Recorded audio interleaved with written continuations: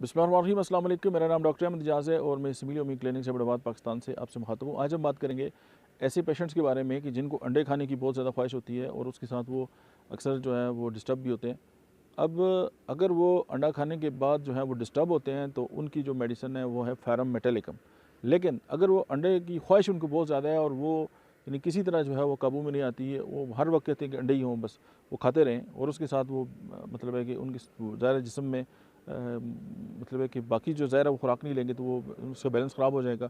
तो क्लकेरिया carb is ऐसी medicine है कि जो अंडे जो खाने हैं उनकी जो ख्वाहिश है उसको जो है वो ख़त्म कर देती है। फॉर एग्जांपल एक पेशेंट है, उसको कोलेस्ट्रॉल है और डॉक्टर ने उसको अंडों से मना किया है, वो कहते हैं नहीं जी मैं अंडे ही खाऊंगा, तो क्लकेरिया कार्ब।